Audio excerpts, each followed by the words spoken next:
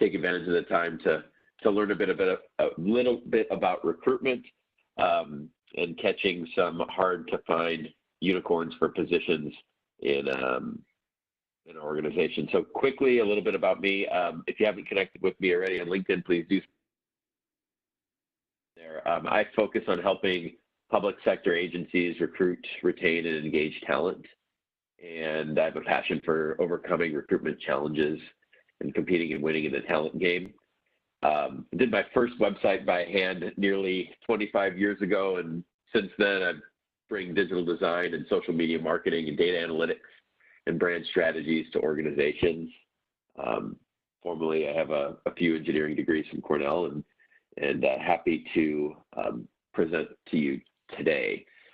So when we think about recruiting talent, a lot of organizations kind of are on the left side of this particular slide with the traditional post and pray approach to recruitment. And companies are moving toward more of a model where they're developing more sourcing expertise in-house, using automation to personalize job opportunities, and kind of ensuring the right talent brand is in front of the right individuals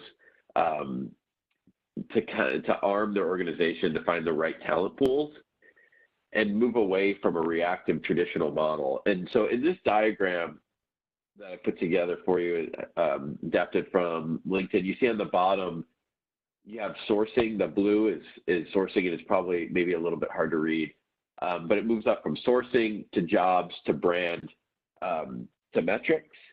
And in sourcing from left to right, we're moving from like an agency reliance to in-house sourcing and pipelining expertise, and that depends on what level you bring to your organization, from reactive to building internal capabilities to engaging with a strong pipeline and then getting a team-wide pipelining with engaged talent community.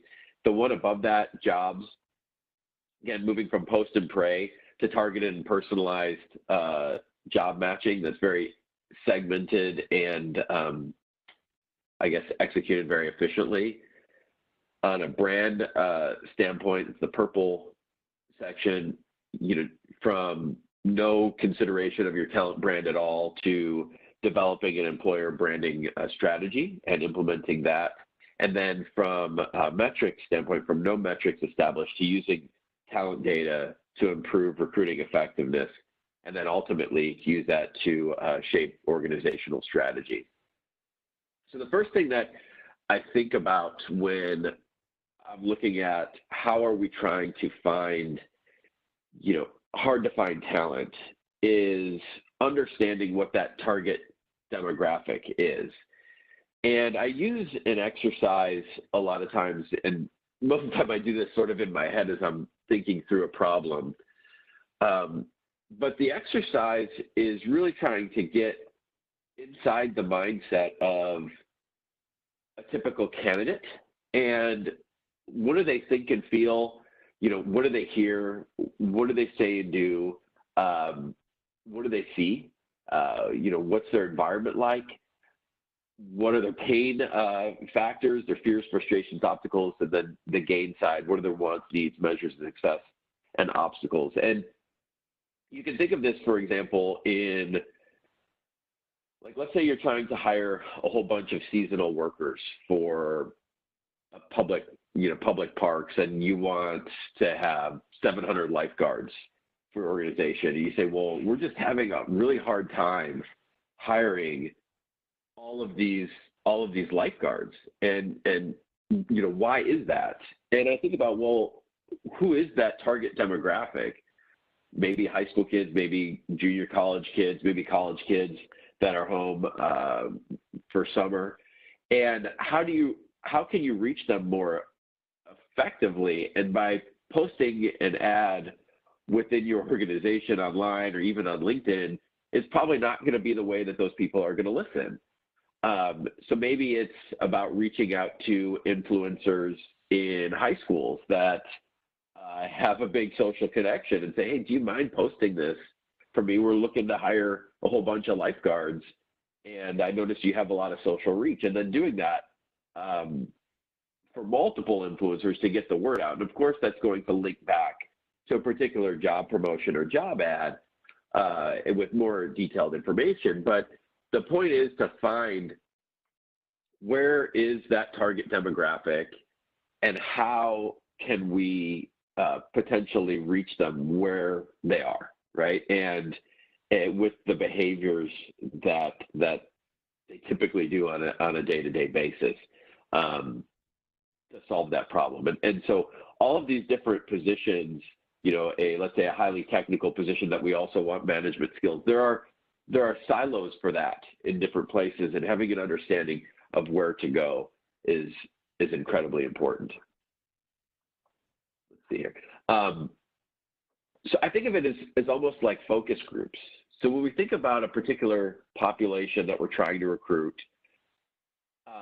even though I've been doing marketing for a long time and tend to do pretty well at this stuff off the top of my head, I'm not in the day-to-day for every aspect, for every group, and I need help, right? And a lot of that help can be derived from creating these ad hoc focus groups. So if we're looking for a particular candidate, finding an example of that particular candidate and who they are, and then grabbing 5 or 7 of these candidates to put in a focus group to ask questions and to use them as a think tank.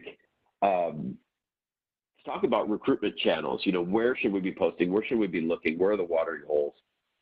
To help write job descriptions, to help kind of act as a litmus test for imagery that we're thinking of using in the recruitment brochures or videos or whatever else we're going to do.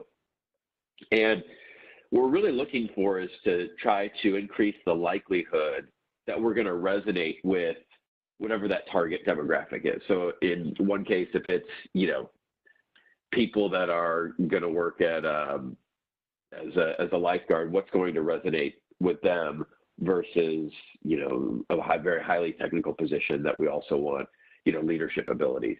And so it's balancing that and having a clear understanding of what are those triggers that are going to get to catch somebody's interest. We think about, you know, attracting the right candidates. One of the main, you know, important advertising tactics is the job description, and crafting that compelling job description is really important. I always think that, you know, the goal of any of our advertising and promotion that we do isn't about having somebody apply to a particular position. It's really about if I shoot something out on social media or blast an email or, you know, have paid ads or billboards on the side of a truck or whatever it is, the goal in that is to have that particular candidate read a job description, right? And the job description's goal is to sell that candidate to take the steps to actually apply. And so crafting a compelling job description is incredibly essential to helping you attain and attract the most qualified candidates for your job. There's been more than 25 million jobs listed on Indeed alone, right? And that's a tremendous number. And that job description, the job description will really help your job stand out from the rest. So it's where you start marketing your organization, right? That future hire.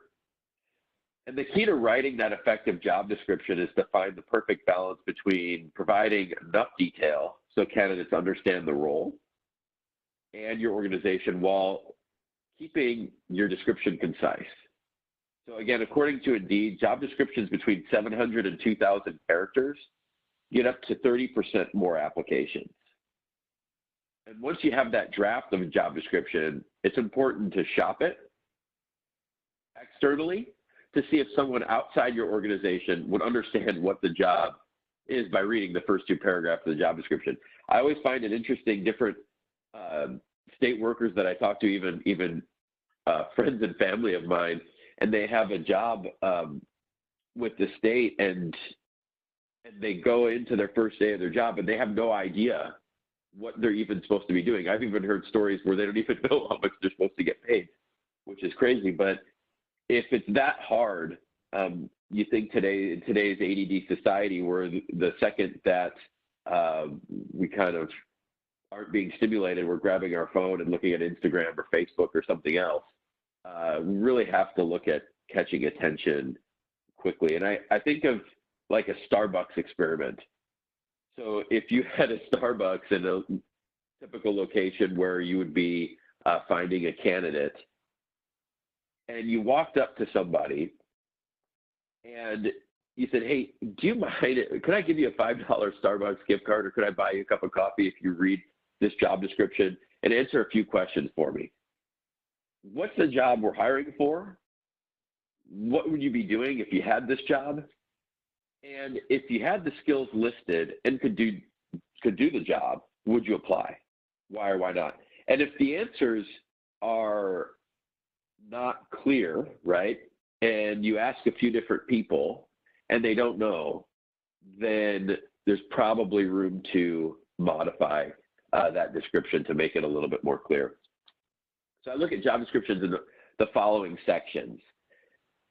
And I think about, first and foremost, the position details, then the job duties and performance standards and job factors.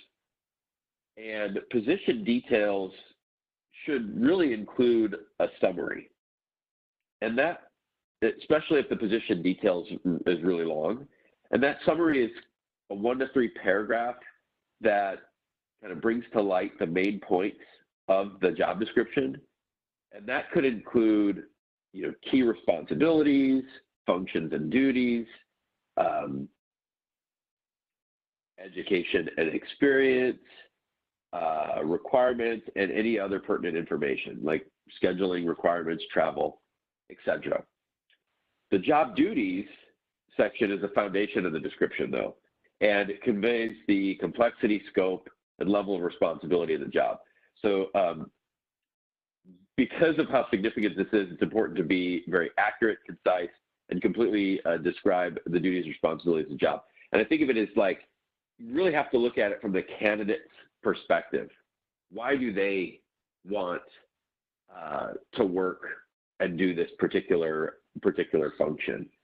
More so than the internal perspective of, hey, this is a SSA or AGPA or whatever the position is, and here's the standard description. So it's really what is that sales pitch? The job duties usually have 3 main elements: key accountability, duty statements, which is not essentially the same as the duty statements we typically see in state, and percentage of time. And then a job will have 3 to 5 major key accountabilities. An example could be like budget management, executive support, event coordination for a particular job, let's say. I think after establishing those key accountabilities,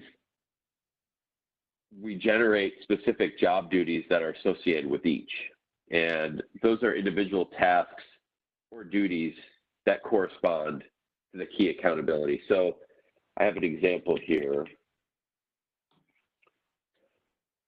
So in this case, let's say we're looking for a particular job, and one of the key accountabilities that we have in this position is budget management. And so we can very clearly identify, hey, this is a key accountability, budget management, and our duty statement would be something like prepare budgetary reports. This includes cross-referencing budget numbers, formatting reports, and distributing to key executives within the organization. Analyze expenditures to determine accuracy and provide recommendations for reducing costs. Monitor various metrics important to finance, and blah, blah, blah, blah. Percentage of time that you'd be responsible in doing this particular function be 45%.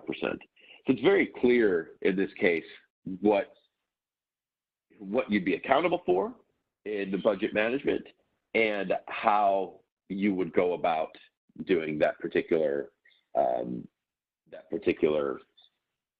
job.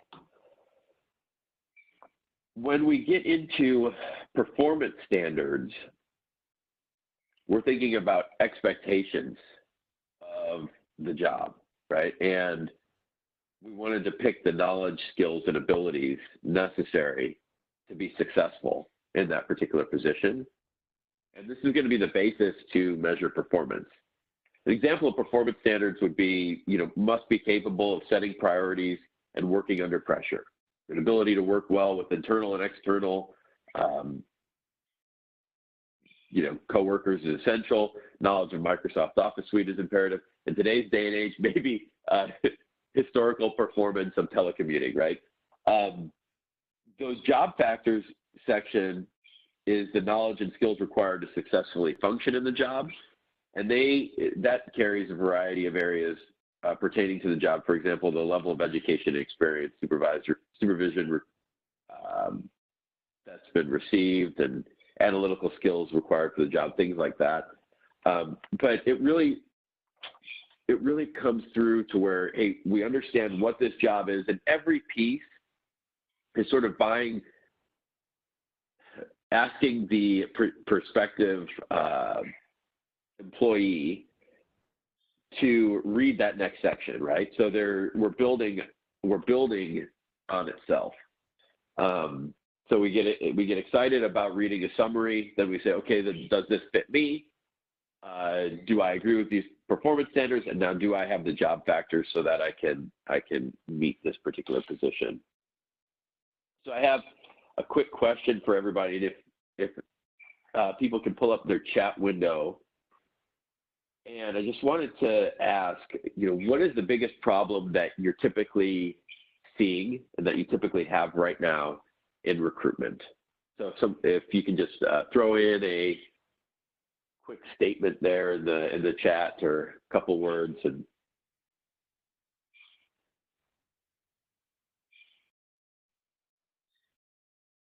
I'll give it a minute or two here.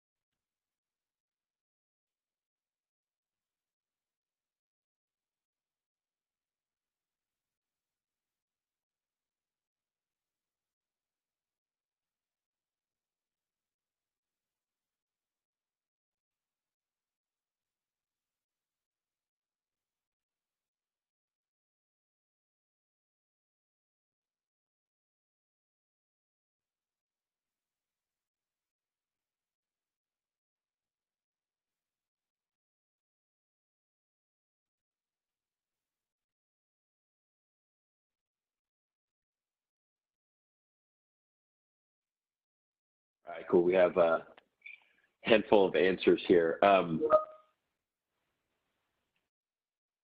The answers that were thrown at the wall: federal constraints and using alternative means to advertise. I would look at the constraints with that particular one. Obviously, you're going to be constrained in different ways, but a lot of times, many of our employees, kind of, especially in the state, get the friends and family plan. So it's sort of these expanded networks.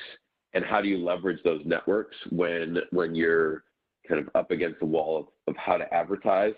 And there's probably ways that we can get around and garner more visibility. Public versus private sector, we'll get into that a little bit later. Getting the right candidates to apply. Creativity generally lacks in crafting announcements, which I would definitely agree with. Lack of qualified candidates. I think it's just, in that case, we just aren't looking in the right place, right? And then quantity of qualified candidates, which again is similar to the other one. And some of this stuff I look at, just the process in general. MQs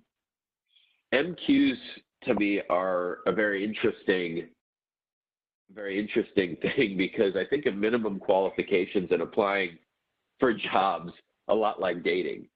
So most of the time in the private sector, applying for a job is pretty simple.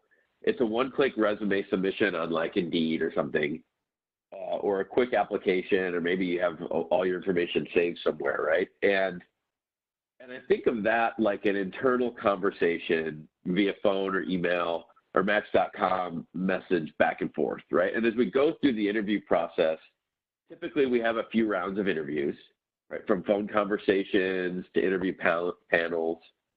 And to me, those are kind of like dates.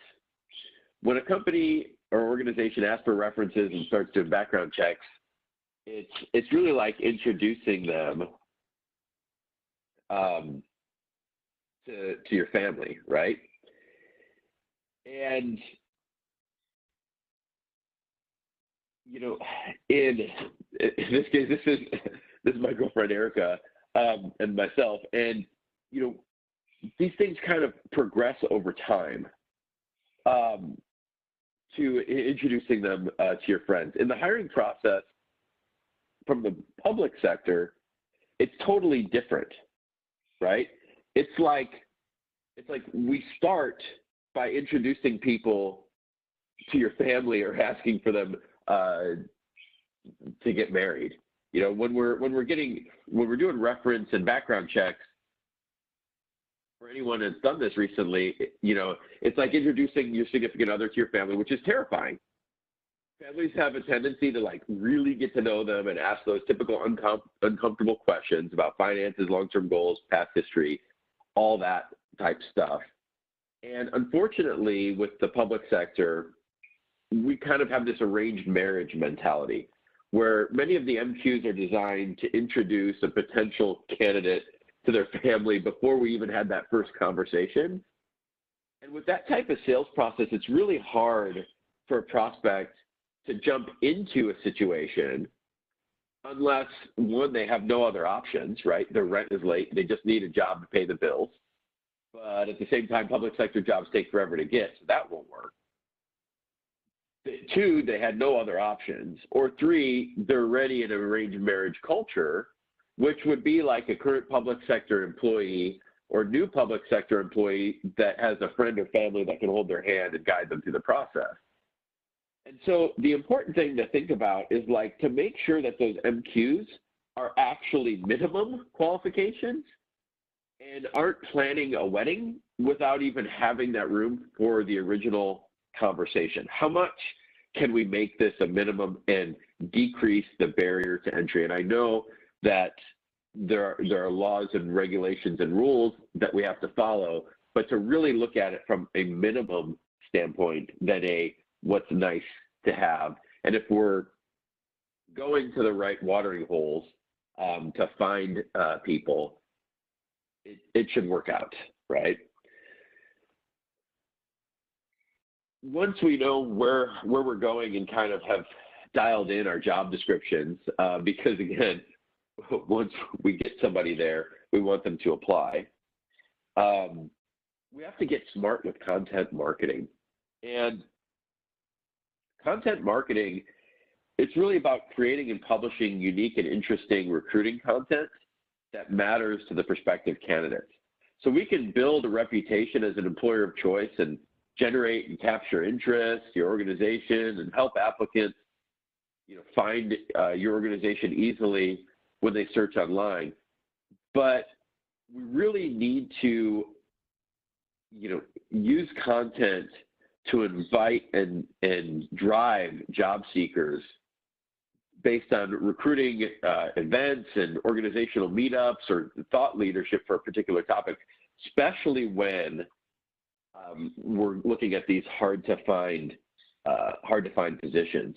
Because the goal isn't to just build interest in your organization, but to get to know candidates face to face.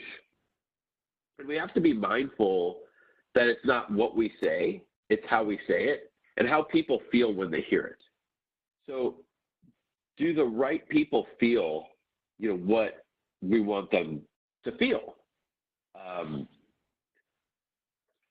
And we process images much faster than we process words. Like you probably look at the screen here with the red high heels and Dorothy walking down the yellow brick road, and immediately it brings a feeling or a perspective to you based on your past experiences, right?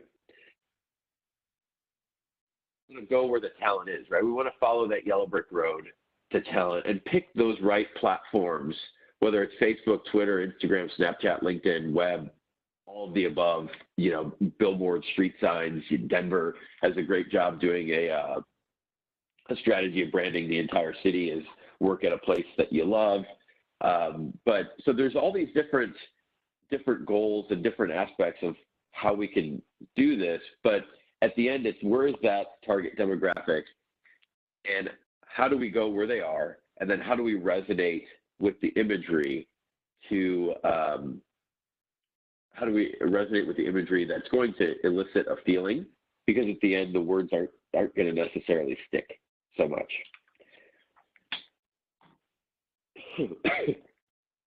Sometimes when there's just no one to be had, right? We also have to consider upskilling. Is there a way that we can take a candidate that's a little bit easier to find and then build additional competencies, training, provide, maybe projects that would help build additional skill sets for those candidates and sort of bring them up into our organization instead of finding that perfect unicorn. One of the comments that was mentioned was around, private versus public sector. And the thing that I'm always drawn to when I think of the two is and how to sell from a recruitment standpoint is to sell a mission or employee value proposition and not a job. And if we think about selling a mission, we look at this and we think, if I ask you the question, how much does Captain Kirk make? Right? And probably nobody on this call has even thought about that ever, right? And the answer really is, who the heck cares? He's got the mission of all missions, he's got an awesome crew, and he has the best technology and equipment known to man. Although this looks like a model that's just kind of being held up by a fishing line or something. But there probably isn't even a human resources department on the enterprise, right? No one, thanks very much, Isaiah. Yeah, he's paid adventure. My thought is, how can you make your job an adventure every day in that case? And how do you build that commitment to mission within your organization? And one way of doing that, when we look at how do we compare with the private sector, these are the top reasons for job change, right? And 33% says, I'm bored, I need a new challenge. I think of that in a public sector aspect as, training and workforce planning. And we have so many different options. Most organizations have so many different options for individuals that work for us that there can be challenge all the time if we look to embrace that. 24% culture doesn't fit with me and my values, and I look at this as a connection with mission and a connection with leadership. 21%, I've lost my job or expect I will. And so again, it's job security, and especially in a time like today, where we have the coronavirus and all of these unknowns, and who knows, what's going to happen with the economy. The public sector is very much uniquely positioned to sell job security, right? To get back to what it means to work for the public sector, where you don't have to worry that in a week you may not have a job, right? 19% is higher salary, which obviously, if I asked you right off the bat, that would be the main competitive advantage that you would say from a private sector organization, and 3% is politics, which is essentially a wash. So I look at this as if all 5 of these metrics were a basketball team, I feel that the public sector could really significantly compete, and probably win on the top 3. Higher salary, you're gonna potentially lose, but at the same time, that's not why people are going to be committed to a job in the public sector. That's probably why you don't want them to be there if that's their commitment, right? We want to attach to mission. This is an example of a private company, and I love Nike. If you've been on some of my other webinars, I use Nike a lot, but this is an interesting perspective from both diversity and inclusion, of how the imagery speaks to diversity and inclusion, as well as commitment to mission. I know you can't read probably the section there, but it's really about selling mission. So most of our organization, we have a career page. It's like, click here to apply for a job, right? And maybe it connects to NeoGov, or maybe you have your own online posting or whatever it is. But we don't really spend the time to connect to mission right out of the box. And we need to think about that a little bit more. In this case, it says, at Nike, we see a world where everybody is an athlete, united in the joy of movement, driven by our passion for sport and our instincts for innovation. We aim to elevate human potential. Whether our job is designing the ultimate sneaker or coding a revolutionary app, we're united by the same mission: to bring inspiration and innovation to every athlete in the world. And that means you. Because as Bill Bowerman, Nike's co-founding legendary coach, once said, if you have a body, you're an athlete. Every day we're demanding a better future for ourselves, our athletes, and our communities. We believe that diversity fosters creativity and accelerates innovation. We believe in protecting a planet where all athletes can thrive. We believe every kid everywhere should have access to sport. And in this case, we're not selling a job, right? We're selling a culture. We're selling a perspective, and we're essentially motivating people to push themselves to be better. And in most of our public agencies, we have a culture to sell, and we have a mission that is far greater than, hey, here's some athletic apparel. And the things that we do on a day-to-day basis impact society and literally can change the world, right? And so, we really need to look at branding an organization to sell a lifestyle, to sell a culture, to sell growth and development, to sell purpose and mission, and then to sell your employee experience. So it's not about the individual job, because if we just look at, okay, straight off the bat, I'm just selling you on one position, I don't want to recruit somebody that wants to sit in my organization in one job for the rest of the time they're there, right? I want them to grow and develop and be bought into culture and mission. And I hope that they're going to do many jobs while they're working at my organization. And so it's how do we get there, and to make sure that that is on the forefront. Now, if I'm drawn to a particular organization because of that mission, and then there's a particular job that's available that I feel that I can do, that's where that sweet spot is, right? If you're unfamiliar, the employee value proposition is really the attributes that you want associated with your organization as a place to work. And in one of the beginning slides there that I had, we talked about going from like the post and pray methodology to more of a strategic approach to recruitment. Really need to be clear on what your employer value proposition is, and that's, how are you reflected as an employer, and then to take a hard look at everything that you're doing.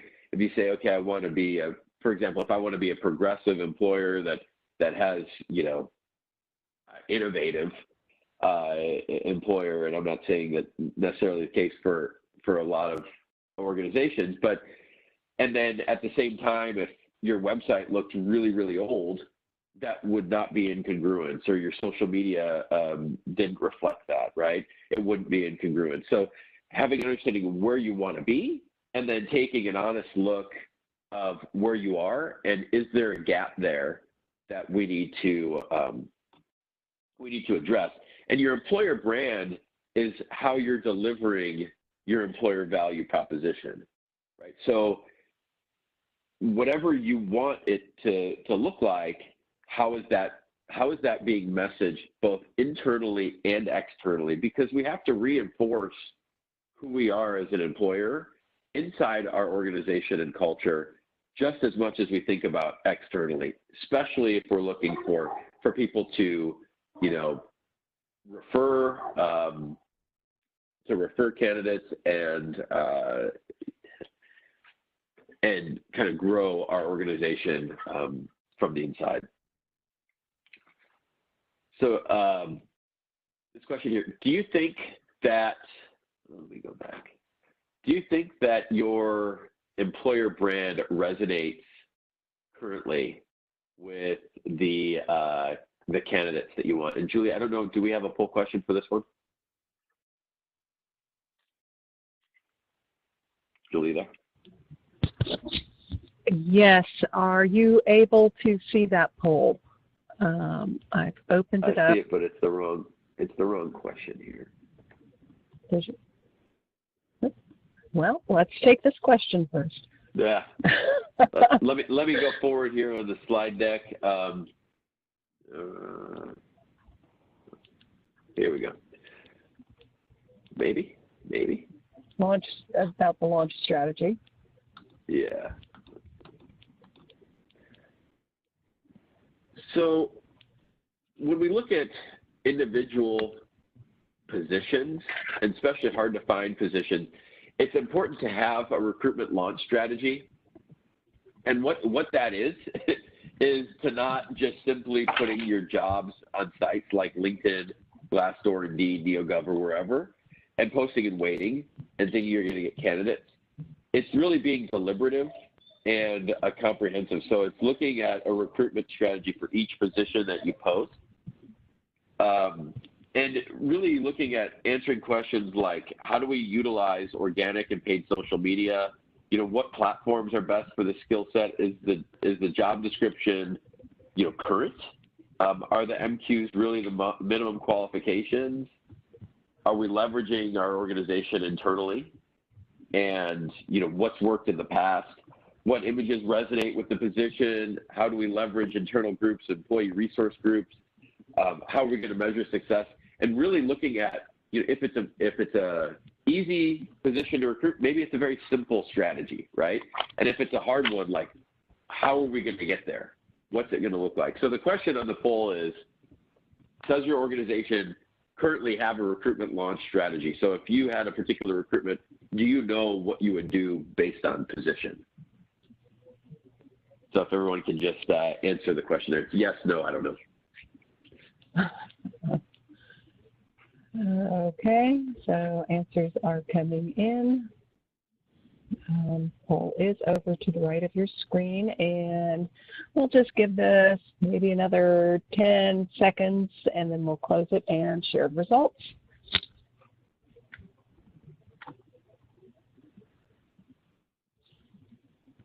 Okay, well, it looks like they're slowing down. Just another second, and then we'll take a look and see how everybody has responded. Okay, so we'll close it up. And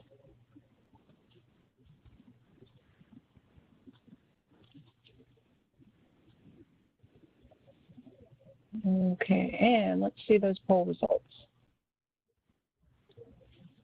Okay, so looks like 21% said yes, 23% said no, and 6% of respondents were not sure. Yeah, so it's very important. I was one of the yeses there. So it's just really important to, I know, it's really important to have that strategy because it should change, right, based on the position that you're trying to recruit. And maybe some of it's outsourcing some of the portions of it or doing recruiting fairs or whatever it is, but to be mindful of that particular strategy. I'm going to go back here. Let's see, I'm going the wrong way.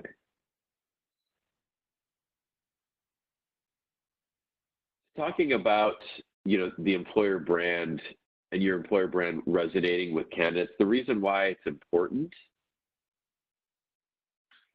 is that 84% of employees will consider leaving their current job if another company has a better reputation. So we need to be mindful of that. And a strong employer brand leads to 50% more qualified candidates. And as we're recruiting for these really difficult positions, I really think of it as a habit, like as when we're trying to fill these roles that are in high demand but low supply, the strategy is very much different because a lot of people that you're looking for to attract already have jobs and probably good ones, right? And so as a leader in an organization, the CEO and business owner, I always thought my top duty was to find talent to help grow my organization. And that meant having lots of conversations and branding myself as a thought leader on a daily basis. So whether it meant speaking or networking or posting on social or getting involved with subject matter related to groups, I needed to be visible because the key to winning talent that's in very, very low supply is making that recruiting part of my day-to-day operation, finding ways to recruit even when I'm not really recruiting. So in other words, I think about like, where am I likely to find people that would work for me in the future? And then I make it a priority on a daily basis to connect and increase my visibility wherever that is, right? Both with my organization, the mission, the employee value proposition, and the leadership style.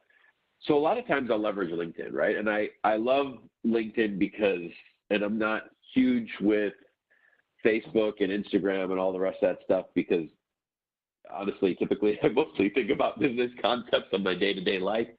And LinkedIn is the platform for me to research, share, and interact with people to that extent. So I particularly use it as a tool consistently. And really, when we look at why, your organization benefits every time you share content or anyone in your organization shares content. Companies with higher numbers of employees sharing quality content perform better, and specifically, these companies are able to more easily hire top talent, build their talent brand, and market their products, and drive, essentially people into their talent funnel. And so for every 6 employee company shares, your organization actually gets 3 organization page views, 6 job views, and typically 1 follower. So if we have large organizations, that's a huge reach. When we think about the socially engaged employees, actually 58% are more likely to attract talent and 20% more likely to retain talent. And from a brand perspective, the content has 2 times more engagement when it's shared by employees. So I think of, these rules and maybe even the federal rules and regulations about creative ways to market. I look at it as creating these brandividuals. And a brandividual is someone who represents their organization and to some extent themselves, right? So they take the time to cultivate their personal brand as if it were a product. And they convey that brand throughout your organization. So it starts with the leadership in an organization. And it draws on someone's personal identity as well as an organization's identity to represent that organization in online relationships. Social media today demands authenticity because, you know, we work, we're really looking at like individuals looked at as more authentic than that organization. And the organizations, we want to be perceived truthful, sincere, honest, and have that sort of humanistic approach. And we can leverage our employees to get there, right? So there's a statement that the organization builds employee credibility, and the individual employees can help build trust for your organization. And leveraging your employees is incredibly important. Go back to this other slide. So in this case, I think of it as like if you're at Costco and you're looking at the, you have maybe a advertisement or somebody's giving out free samples for Ritz crackers. And maybe you didn't know anything about Ritz crackers before, but that interaction with that individual and having that sample of Ritz crackers got piqued your interest. You say, hey, I really like these things, or Costco bacon or whatever it is, right? The Brandividuals and the individual employees and how they brand themselves is essentially like giving a product sample for your organization to potential employees, right? And it gives that taste which innately causes somebody maybe to look at a job description and then move forward with an application. And we really need to encourage employee referrals because especially when you have pretty complicated ways of applying, employee referrals are the most powerful source of finding candidates, and they're typically higher quality and tend to stick around in your organization longer. The big problem with employee referrals, though, is if your organization is not currently very diverse, the employee referrals can contribute to a lack of diversity. So we have to be mindful of that and think about how we can increase our diversity, inclusion, belonging within our organization, right? And Julie, do we have a poll question on this one for ERGs? Yes, we do, and go ahead and open that one up. I don't know how many people in the, go ahead. Oh, I was just going to say the poll is open. It's on the right side of the screen. So go ahead and start entering answers in, and back to you, Jason. Yeah, so the question is, does your organization have employee resource groups? These are groups that, if you're not familiar with them, they're sort of like, you can think of it like a club in college where it's a specific demographic, for example, Black or women or Asian, and that particular subset within your organization builds that feeling of inclusion and belonging, and usually is adopted in the onboarding process and maybe plans events or acts as a sounding board for people with a particular background to identify with each other. Okay, it looks like we have all of our responses in. I'm going to close the poll and then share the results.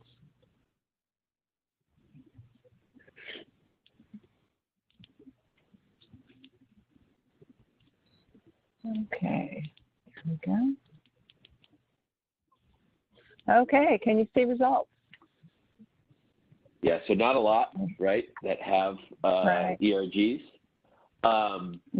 And when we think about these diversity and inclusion and belonging initiatives, they are really important. So to think about, and I'd encourage you to do a little bit more research into them. And I also think that they're very important from a recruiting standpoint, right? Because if we're looking to recruit diverse talent, but we don't even have an employee resource group to potentially leverage as a think tank to help us get there, that's going to be pretty tough, right? And if we don't make our organization feel good, right, to a diverse candidate and make them feel like they belong, then it's going to be hard to get those initiatives pushed through that a lot of people have on strategic goals. The workforce is evolving, right? And transparency across both employers and employees is driving more hiring competition. So we need to be transparent about our culture, our organization, what we're doing.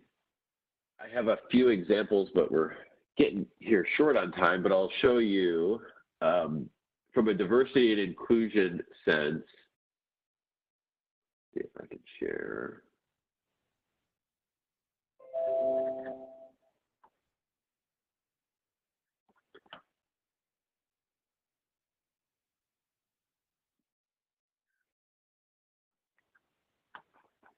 So Uber does an entire report on, which apparently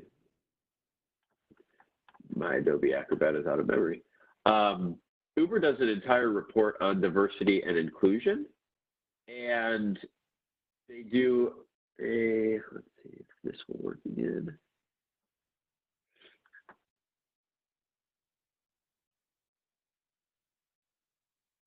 Nope.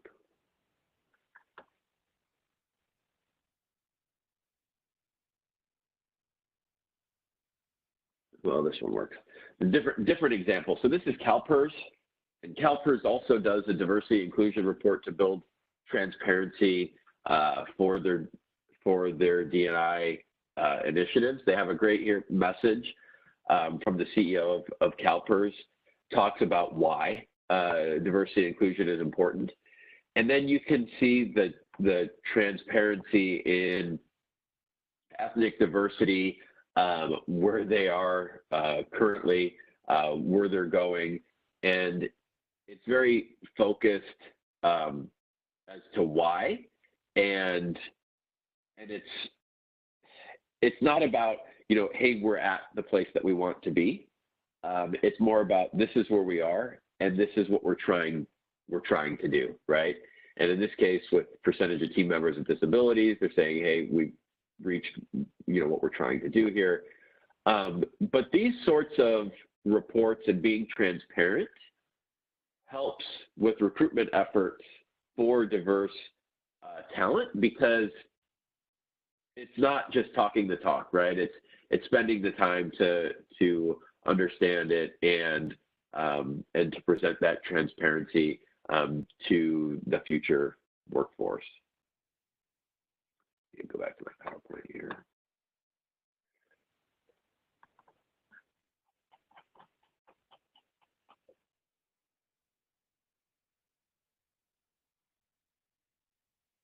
Kind of as we're getting to the end here,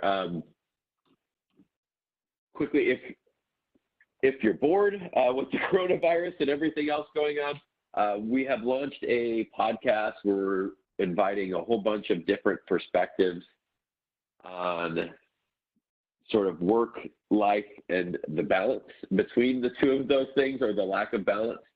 And it's dedicated to those of us that are immersed in the daily grind of work and fighting the good fight to find balance, especially in today's day and age.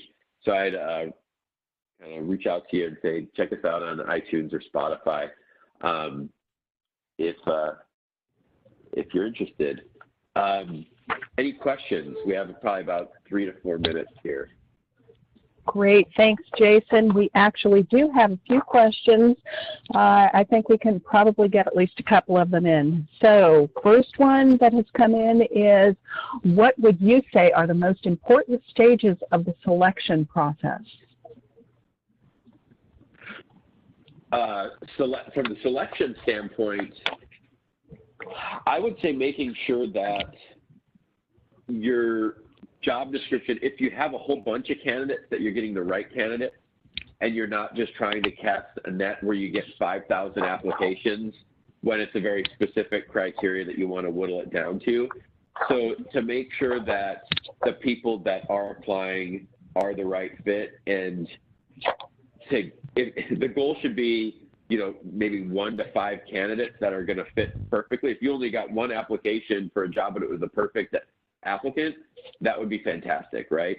And to focus not about overall numbers from the beginning. Okay, good. Here's another one asking if you can talk about the challenges with finding a diverse interview panel. The challenges of finding them? Yeah, I take this to mean, just being sure that you've got diversity among your interview panel members. And how would you address those challenges and overcome them? I would probably start with, making sure that diverse employees are being engaged in an organization. And again, it goes back to the employee resource groups and how are we going to leverage our ERGs with future hiring and in the recruitment process and interviewing and all of that. If we don't know, if the current diverse workforce isn't engaged, to just instantly have them jump on a panel, that's probably not going to work. So it's how do we first engage and then how do we leverage is how I would approach that problem. Okay, here's another one that's just come in. Referring to the hiring process, what is the ideal length of time from submitting the application to the time of hire? As little as possible. Okay. I mean, honestly, if it could be done if it was possible to submit an application and get it and be hired in a day, that would be fantastic. Obviously, there's a process to that, but when somebody has a particular modality to them, right? In sales, you'd say, if I was looking to buy a particular vehicle and I go to a dealership, they want to close the deal right then because when I go home, I'm going to maybe think twice. And if it's a hard to find candidate, you want to stay in the front of their mind and to close the deal and get them in your organization as quickly as possible because they may turn around and something different may happen, right? But at the same time, you have to have enough time to do your due diligence. So I would say, what is the minimum time that you can properly screen, interview, and vet a client, and whatever that minimum is would be the best. Okay, good answer. Thank you. I think we have time for just one more question, and that one is asking about an interview rating sheet. Can that be helpful in the quest for looking for that hard-to-find candidate and fit? An interview rating sheet? Uh-huh. Absolutely, it can be helpful. The problem, though, is that to have proper training for every panel member, and so if you have multiple panels happening at the same time, or let's say the same candidate or different candidates for the same position are interviewing with different panels, that there's consistency in how they're being rated, and because that can cause an issue if there's inconsistencies, right, in how you're evaluating. You may also want to think, especially in today's day and age with panel interviews and everything else, how remote interviews or remote panels could potentially work, and how that maybe an interview gets recorded and gets evaluated by that same panel or that same committee for a particular position that is consistent. Okay, excellent.